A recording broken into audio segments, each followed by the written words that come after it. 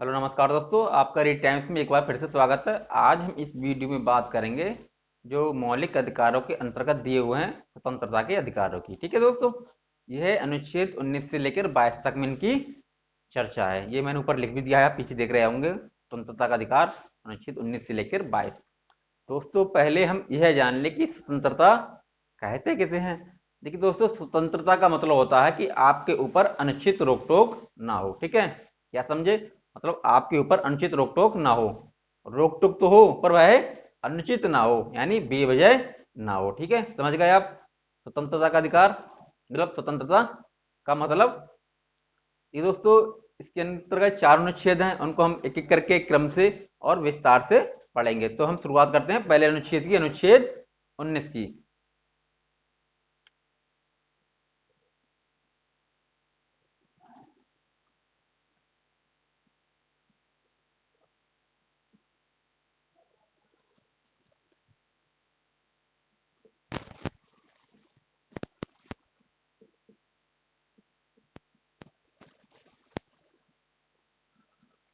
ठीक है दोस्तों, देखिए दोस्तों, अनुच्छेद 19 में 6 अधिकारों की रक्षा की बात की गई है। ठीक है, तो उनको हम पढ़ते हैं कि करके।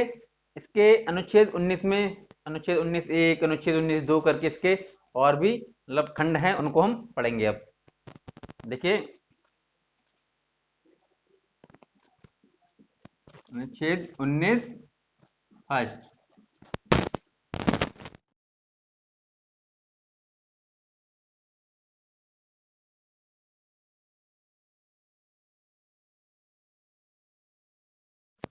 सभी नागरिकों को, अनुच्छेद 19 फर्स्ट में लिखा हुआ है सभी नागरिकों को। देखिए दोस्तों, जो मौलिक अधिकार हैं वो दो भागों में बटे हुए हैं। एक भाग वह है जो सिर्फ और सिर्फ केवल भारत के नागरिकों को प्राप्त है, और दूसरी वह है जो भारत के नागरिक प्लस विदेशी नागरिक, यानी चाहे वो इंग्लैंड का निवासी हो, पाकिस्तान का निवासी हो, या मतलब किसी बाहरी देश का निवासी है, वह दोनों के लिए मिले हुए हैं। इस प्रकार से अनुच्छेद जो मतलब मौलिक अधिकार हैं दो भागों में बटे हुए हैं। यहाँ पर लिखा हुआ है सभी नागरिकों को, इसका मतलब यह है केवल ये सिर्फ भारत के नागरिकों को ही प्राप्त है।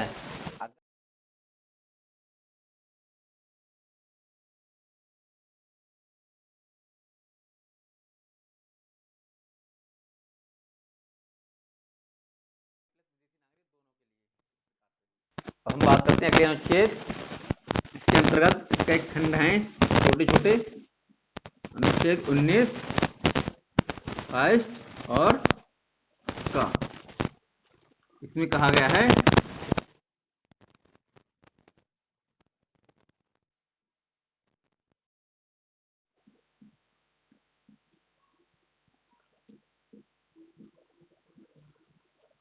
विचार एवं अभिव्यक्ति। अनुच्छेद 19 फर्स्ट का विचार एवं अभिव्यक्ति की स्वतंत्रता। देखिए दोस्तों, इसका मतलब क्या हुआ? इसका मतलब यह है कि आप कोई भी बातों या विचारों को सोच सकते हैं और उनको प्रकट कर सकते हैं। ठीक है दोस्तों, क्या समझे? मतलब आप कोई भी विचार को सोच सकते हैं और अपने विचारों के लिए प्रकट भी कर सकते हैं। देखिए, आप देखे होंगे कभी कभी मीडिया वगैरह कहती है कि हमको ये अधिकार संविधान ने दिया है, हमको ये अधिकार बोलने का संविधान ने दिया है। तो इस प्रकार जो प्रेस की स्वतंत्रता का अधिकार वगैरह होता है वो इसी अनुच्छेद के अंतर्गत मिला हुआ है मीडिया के लिए। इसी प्रकार कोई भी व्यक्ति, मैं तुम, कोई भी हो, वह अपने विचारों को प्रकट कर सकता है। इस अनुच्छेद में यही कहा गया है। ठीक है, अगला अनुच्छेद। हाँ,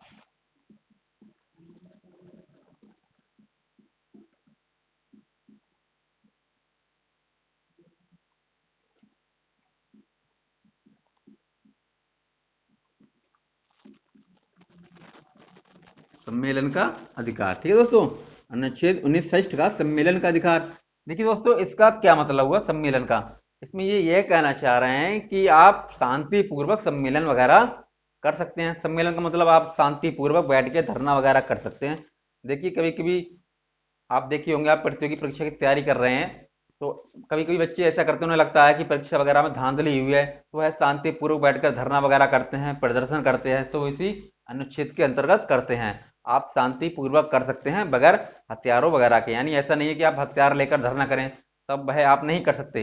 आप शांतिपूर्वक कर सकते हैं। ठीक है, अब हम बात करते हैं अगले अनुच्छेद फर्स्ट ग।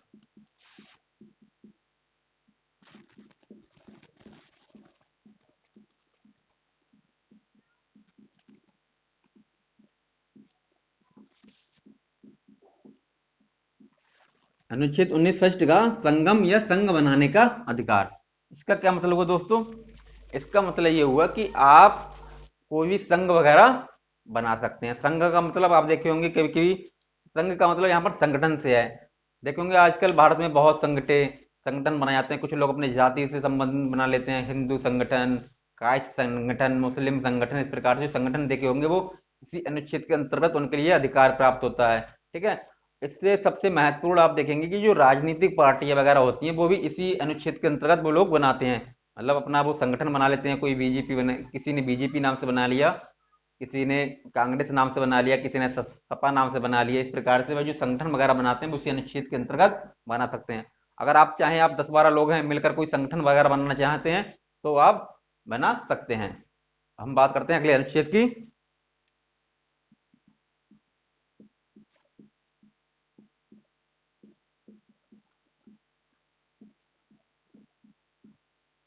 घूमने का अधिकार।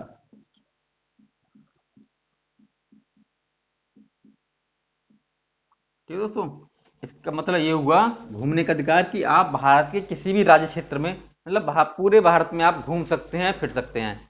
आप पर कोई प्रतिबंध वगैरह नहीं होगा। इसमें यही कहा गया है, घूमने का अधिकार मतलब भारत के अंदर आप कहीं पे भी घूम सकते हैं, फिर सकते हैं। अब हम बात करते हैं अगले अनुच्छेद की।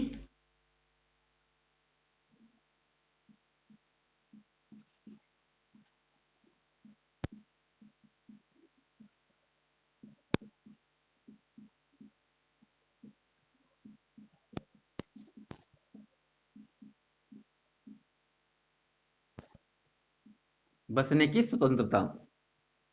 देखिए दोस्तों, इसका मतलब ये हुआ कि आप भारत के किसी भी राज्य क्षेत्र में रह सकते हैं, बस सकते हैं। भले ही आप उत्तर प्रदेश के निवासी हैं, आप चाहें पंजाब में रहकर, मतलब आप पंजाब में रहना चाहते हैं, वहां पर अपना मकान वगैरह बनाना चाहते हैं आप, तो आप बना सकते हैं। यहाँ पर कोई प्रतिबंध वगैरह नहीं होगा। आप देखे होंगे बहुत से लोग होते हैं जो कहीं पर बाहर काम करने जाते हैं, कुछ समय बाद वह अपना मकान वहीं पर बनाने लगते हैं और वहीं पर रहने लगते हैं। तो उनको इसी मतलब अनुच्छेद के अंतर्गत वो बनाते हैं।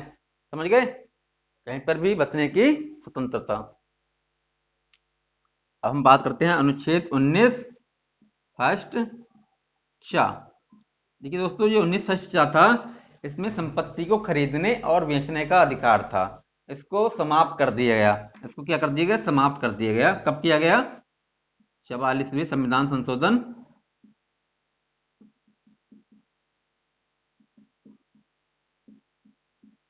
1978। तो दोस्तों यहाँ से क्वेश्चन ये बन जाता है कि जो अनुच्छेद 19 के अंतर्गत जो 6 अधिकार प्राप्त हैं उनमें, मतलब पहले 7 थे, ठीक है, पहले 7 थे, इस समय वर्तमान में 6 हैं। तो यह क्वेश्चन बन सकता है कि अनुच्छेद 19 में कौन सा एक अधिकार को समाप्त किया गया था? तो अनुच्छेद 19 चा, संपत्ति को खरीदने और बेचने का अधिकार, कब किया गया था? 44वें संविधान संशोधन 1978 के द्वारा। तो इसको हम रख करेंगे क्योंकि इसको हमको पढ़ना नहीं है, पर यहाँ से क्वेश्चन बन सकता है, इस वजह से मैंने यहाँ लिख दिया।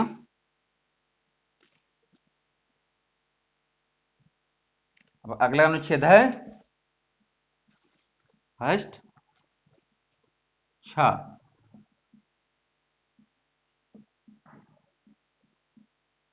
कोई भी काम करने का अधिकार।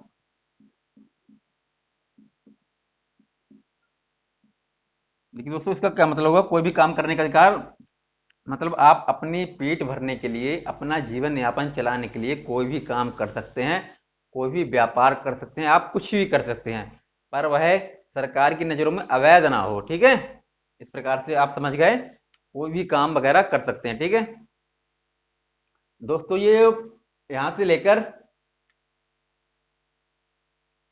लेकर और यहाँ तक ये जो 6 अधिकार हैं, पहले आप यह बात समझ लें कि ये 6 अधिकार सर्वोच्च नहीं है।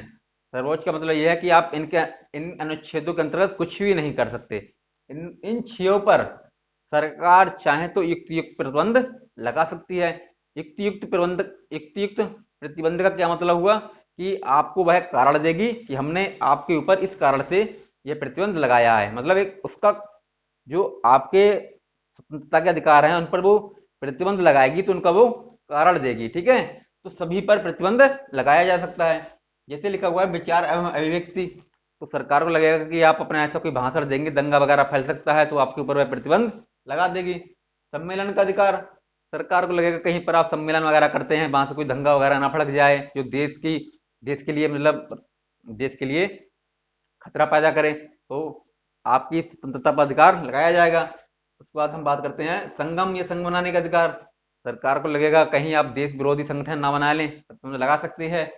घूमने का अधिकार, देखिए दोस्तों, सरकार क्या करेगी, कहीं पर भी जहां पर जनजातीय लोग रहते हैं, मान लीजिए आप नागालैंड जाते हैं, पर वहां पर जो जनजातियां हैं वो रहती हैं, तो जनजातियां क्या होती हैं, वो ज़्यादा लोगों से घुलना मिलना पसंद नहीं करती। अगर और आप वहां पर रहने मतलब आप वहां पर जाएंगे तो उनको उनके जीवन में दखलंदाजी होगी, तो सरकार इस प्रकार से आप पर भी प्रतिबंध लगा सकती है कि आप वहां पर घूमने फिरने के लिए ना जाएं। इसी प्रकार से बचने की स्वतंत्रता, ऐसे क्षेत्रों में सरकार आपके बचने पर प्रतिबंध भी लगा सकती है। और कोई भी काम करने का अधिकार, देखिए दोस्तों, कोई भी काम करने का अधिकार का मतलब ये नहीं होगा कि आप कोई भी काम करने लगे। इसका मतलब यह है कि सरकार जिन कामों के लिए कोई डिग्री पढ़ाई वगैरह निर्धारित करे, तो उन्हीं के माध्यम से आप कोई भी काम कर सकते हैं। मान लीजिए सरकार ने कहा कि डॉक्टरी वही लोग कर पाएंगे जो एमबीबीएस होंगे, जो जिनके पास डिग्री होगी, पर आपके पास डिग्री नहीं है और आप कहने लगे भाई हमें तो काम करने का अधिकार संविधान ने दिया है, तो आप भी डॉक्टरी करने लगे, पर आप हैं अनपढ़ मतलब झोला छाप, तो सरकार क्या करेगी, आपको पकड़ लेगी, जेल भी भेज सकती है। ठीक है, इसी प्रकार से आप देखे होंगे जैसे शराब वगैरह की जो दुकानें होती हैं, तो सरकार उनके लिए एक लाइसेंस जारी करती है, यानी परमिट, तो केवल शराब वही लोग बेच पाते हैं। इसका मतलब ये नहीं हुआ कि आपके पास लाइसेंस भी नहीं है, पर आप तो कहें भाई हमको तो संविधान ने अधिकार दिया, हम कुछ भी कर सकते हैं, और आप भी शराब बेचने लगे, भाई आप जेल चले जाओगे। ठीक है, इस प्रकार से ये 6 अनुच्छेद हैं, इन पर सरकार युक्त प्रतिबंध लगा सकती है। अब हम दोस्तों सबसे पहले ये जान लें कि इसमें याद कैसे करने हैं, क्योंकि ये याद जल्दी होती नहीं है कि कौन से नंबर पर है, कौन सा नंबर पर है। ठीक है, तो हम इसको एक एक करके याद करने का ट्रिक या मतलब जो भी तरीका है वो बताते हैं। देखिए है का 19 का विचार एवं अभिव्यक्ति, इसका मतलब ये हुआ कि आप बहुत अच्छा बोलते हैं, भाषण वगैरह दे सकते हैं। जब आप भाषण देंगे, ठीक है, जब आप भाषण देंगे, मान लो आपने भाषण दे दिया, और भाषण को सुनने के लिए कोई तो होना चाहिए, मतलब एक सम्मेलन वगैरह, जब आप आपके भाषण सुनने के लिए क्या होगा, सम्मेलन होगा। जब आपके पास सम्मेलन होगा तो बहुत से लोग इकट्ठे हो जाएंगे, क्या करेंगे, सब मिलकर फिर एक संघ बना लेंगे। जब आपने संघ बना लिया फिर आप क्या करेंगे, आप शांत बैठने वाले नहीं है, फिर आप सोचेंगे चलो घूमने फिरने चलते हैं। संघ बनाकर आप घूमने चले गए। जब आप घूमने चले गए फिर क्या करेंगे, आप घूमते घूमते आप थक जाएंगे, सोचेंगे कहीं पर बस मतलब रहने लगे, बस जाएं, फिर आप कहीं पर बसने लगेंगे या रहने लगेंगे। जब आप कहीं पर बस जाएंगे तब आपको लगेगा यार मतलब पेट भरने के लिए कुछ तो करना चाहिए, फिर क्या करोगा, आप कोई भी काम कर सकते हैं। इस प्रकार से आप इन 6 को याद कर सकते हैं। अगर एक बार में समझ में नहीं आया हो तो उसको एक बार आप दोबारा देखिएगा। ठीक है, इस प्रकार से पूरा अनुच्छेद 19 समाप्त होता है। अब हम बात करते हैं अगले अनुच्छेद 20 की। ठीक है, इसमें लिखा हुआ है अपराध के लिए दोष सिद्धि के संबंध में संरक्षण। ठीक है, इसको पढ़कर आपको ज़्यादा कुछ समझ में नहीं आया होगा, पर भी आपको टेंशन लेने की जरूरत नहीं है, मैं आपको समझाता हूँ। देखिए अनुच्छेद 20 है, इसको हमने 3 भागों में बांट लिया है, अनुच्छेद 20 फर्स्ट, अनुच्छेद 20 सेकंड, अनुच्छेद 20 3। ठीक है दोस्तों, इसको हम पढ़ते हैं कि करके।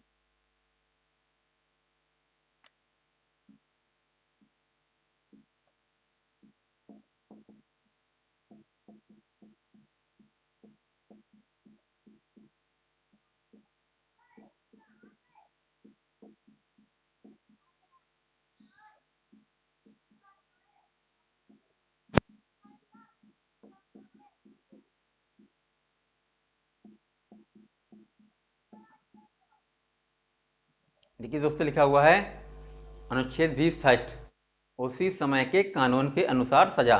देखिए दोस्तों, इसका मतलब क्या हुआ, इसका मतलब यह है जब आप कोई भी अपराध करेंगे तो उस अपराध को करते समय उस अपराध की कितनी सजा थी उतनी ही मिलेगी।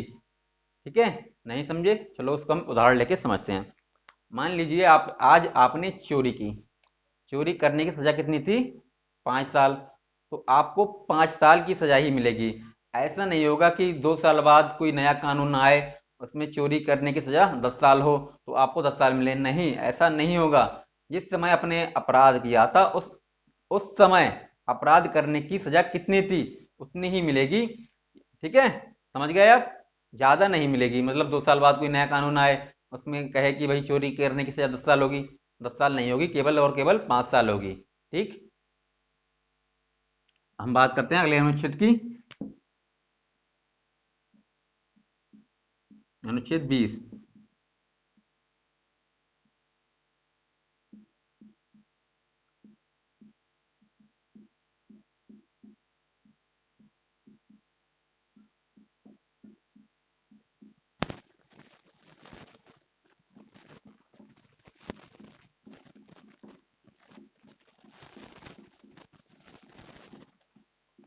ठीक है, लिखा हुआ है एक अपराध के लिए एक ही बार सजा।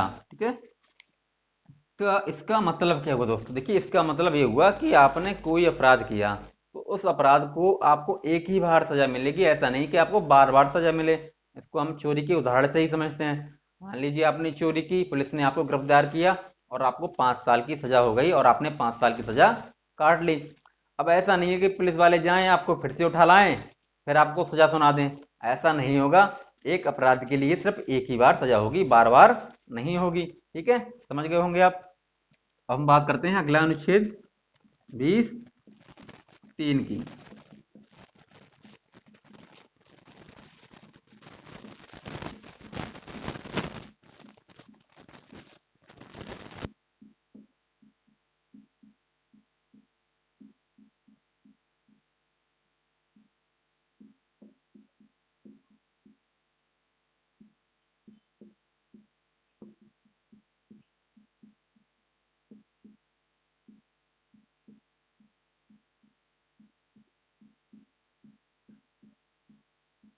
ठीक है, स्वयं के विरुद्ध गवाही देने के लिए बाध्य नहीं किया जाएगा। क्योंकि दोस्तों ये सभी अनुच्छेद के मतलब पार्ट है। अनुच्छेद 20 फर्स्ट, अनुच्छेद 20 सेकेंड, अनुच्छेद 20 थर्ड। ठीक है, स्वयं के विरुद्ध गवाही देने के लिए बाध्य नहीं किया जाएगा। इसका मतलब यह है दोस्तों, भले ही आपने अपराध किया है पर आपको आपसे ये नहीं कहा जाएगा कि यार तुम ये स्वीकार करो ये अपराध मैंने ही किया है।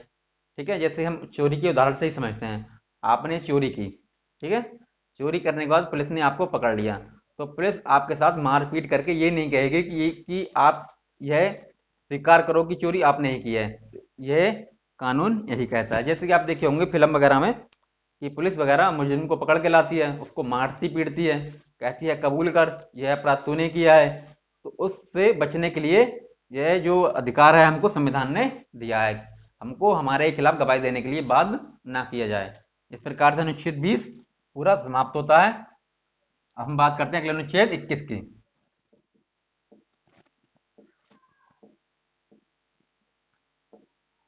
प्राण एवं दैहिक स्वतंत्रता। ठीक है, इसका मतलब ये हुआ कि प्राण एवं दैहिक स्वतंत्रता का अधिकार। देखिए दोस्तों, यह बात संविधान में साफ साफ लगी हुई है, मतलब साफ साफ लिखी हुई है कि किसी भी व्यक्ति के लिए उसके प्राण, ठीक है, उसके प्राण और दैहिक स्वतंत्रता से केवल कानून के अनुसार ही वंचित किया जाएगा, अन्यथा नहीं किया जाएगा। प्राण का मतलब क्या हुआ? उसके प्राण मतलब जान। ठीक है, और दैहिक का मतलब क्या हुआ? उसका शरीर। देह का मतलब शरीर। आप देखे होंगे कि अगर किसी को सरकार सजा देती है, मान ली मृत्यु दंड की सजा दी, तो वह प्रॉपर एक कानून के अनुसार देती है। ऐसा नहीं है कि उसको कोई भी व्यक्ति मृत्यु दंड की सजा दे, मतलब एक कानून के अनुसार ही किसी के लिए मृत्यु दंड की सजा दी जाएगी। इसी प्रकार से आपका जो शरीर है उसकी स्वतंत्रता का अधिकार केवल कानून के अनुसार ही लगाया जाएगा और किसी प्रकार से नहीं लगाया जाएगा। दैहिक स्वतंत्रता मतलब जैसे कि आपका शरीर है, मान लीजिए मेरे को कमरे में बंद कर दिया तो मेरा जो शरीर है वह कहीं चल फिर नहीं सकता, तो इस प्रकार से मेरे शरीर पर प्रतिबंध लगा दिया। तो इस प्रकार से आपके शरीर पर कोई भी प्रतिबंध नहीं लगा सकता।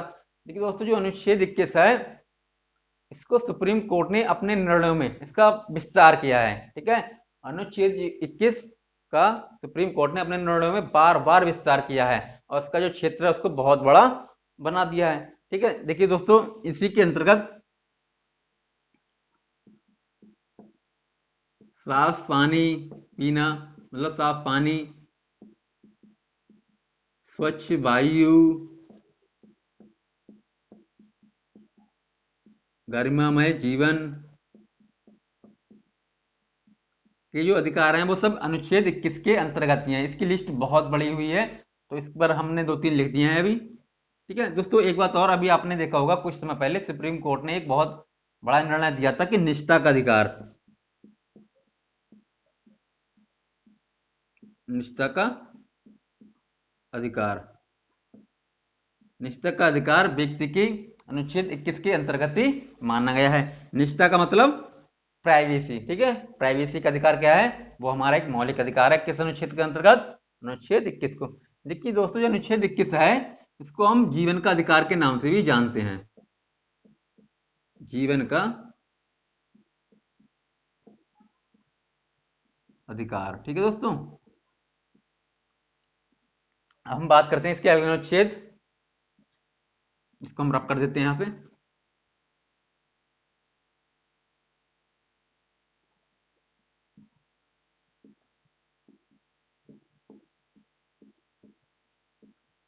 अनुच्छेद 21 का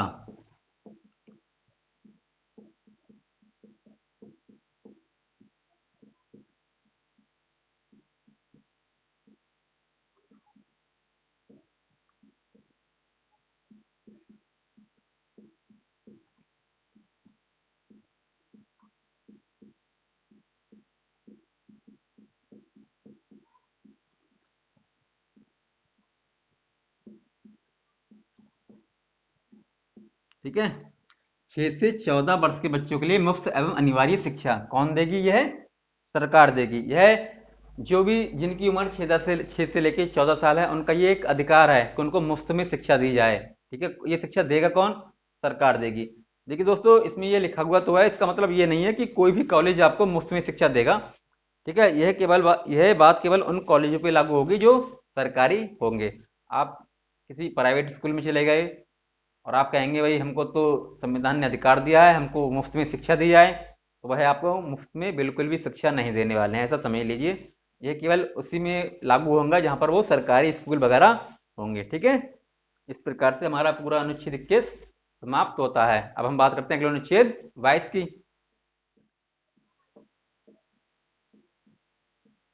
देखिए दोस्तों, अनुच्छेद 22 में लिखा हुआ है कुछ मामलों में गिरफ्तारी और नजरबंदी के खिलाफ संरक्षण। इसको हम उदाहरण लेके समझेंगे तो इसको हम ज्यादा अच्छे से समझ पाएंगे। देखिए दोस्तों, गिरफ्तारी दो प्रकार की होती है। ठीक है,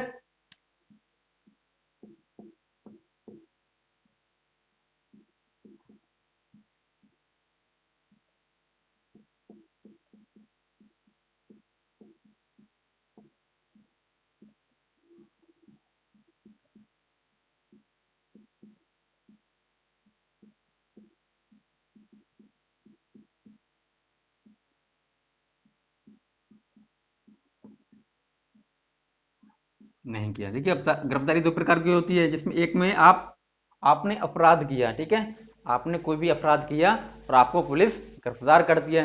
दूसरी गिरफ्तारी वह होती है जिसमें आप अपराध वगैरह नहीं करते, फिर भी आपको पुलिस गिरफ्तार कर लेती है। जिस जिस गिरफ्तारी में आप अपराध वगैरह नहीं करते और पुलिस शक के आधार पर आपको गिरफ्तार कर लेती है, उसको हम निवारक निरोध या नजरबंदी मतलब के नाम से जानते हैं। यहां पर लिख देते हैं निवारक निरोध,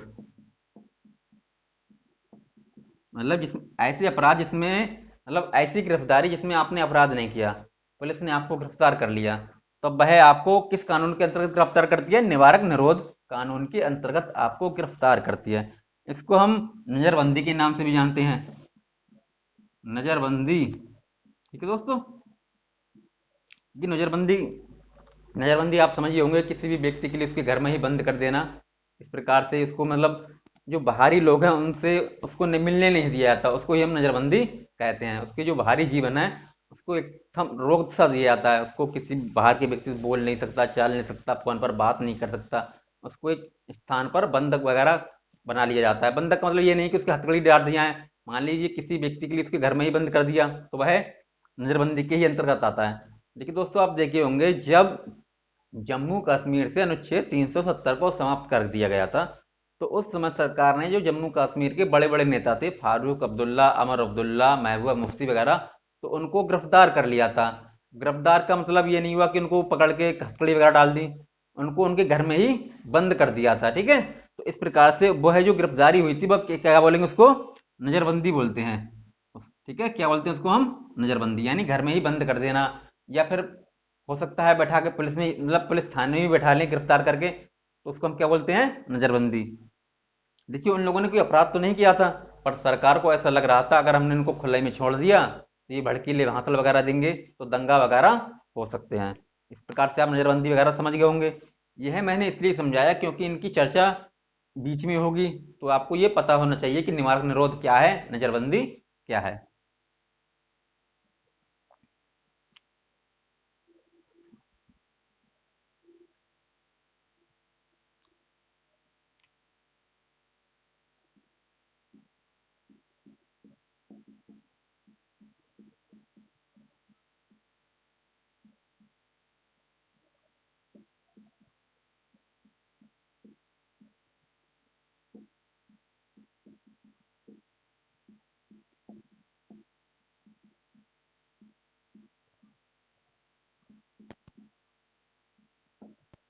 देखिए दोस्तों, अनुच्छेद 22 फर्स्ट इसमें लिखा हुआ है गिरफ्तारी का कारण और मनपसंद वकील।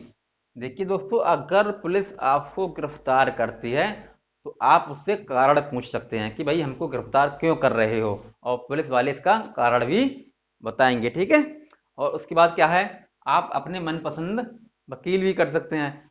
ठीक है, आप अपनी इच्छा के अनुसार कोई भी आप चाहें वकील वगैरह कर सकते हैं। अब हम बात करते हैं अगले अनुच्छेद की।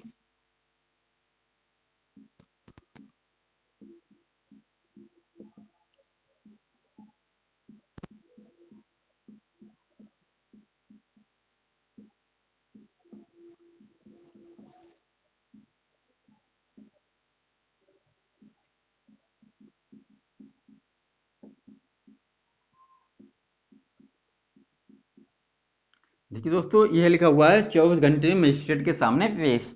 यानी पुलिस ने आपको गिरफ्तार किया तब वह आपको 24 घंटे के अंदर ही मजिस्ट्रेट के सामने पेश करेगी। कोई भी मजिस्ट्रेट हो, मतलब उसके नज़दीकी मजिस्ट्रेट, जहाँ पर वह जहाँ पर वह सबसे जल्दी पहुँच सकता है। ठीक है, इसमें एक दो कंडीशन दी हुई है कि ये लिखा हुआ है कि आने जाने को समय निकाल कर, यानी जो आने जाने का समय लगेगा उसको निकाल कर 24 घंटे के अंदर ही अंदर वो नजदीकी मजिस्ट्रेट के सामने पेश कर दे। ठीक है, हम बात करते हैं अगले अनुच्छेद की।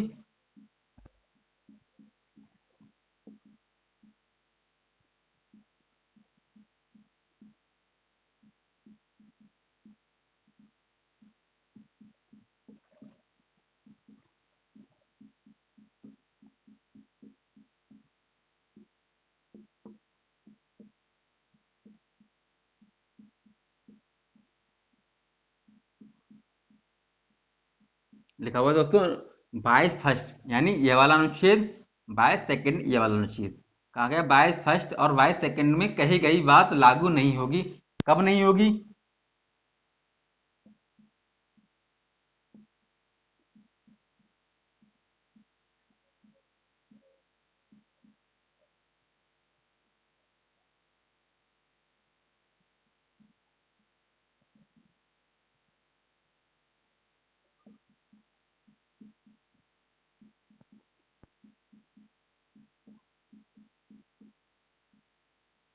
देखिए दोस्तों, इसके बाद इसका मतलब ये हुआ कि अगर कोई भी विदेशी दुश्मन का मतलब क्या हुआ, भारत सरकार को लगता है कि मान लीजिए पाकिस्तान हमारा दुश्मन है। अब कोई भी व्यक्ति अगर पाकिस्तान का है उसको गिरफ्तार कर लिया जाता है, तो उसको ये वाला अनुच्छेद और इस वाले अनुच्छेद के जो अधिकार हैं उसको नहीं मिलेंगे। ठीक है, इसी प्रकार से लिखा हुआ है निवारक निरोध के अंतर्गत गिरफ्तारी। अभी मैंने आपको समझाया था निवारक निरोध किसे कहते हैं। अगर किसी व्यक्ति के लिए उस कानून के अंतर्गत गिरफ्तार किया गया है तो उसको भी यह दोनों अधिकार प्राप्त नहीं होंगे। ठीक है, समझ गए। अब हम बात करते हैं इसके अगले पॉइंट की। इसको पहले हम चलो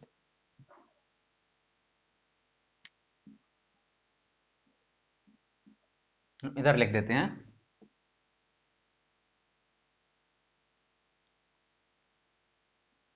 चलो, अगर दिख रहा होगा तुम्हें, यहाँ लिखते हैं अनुच्छेद 22(4). ठीक है, इसमें लिखा हुआ है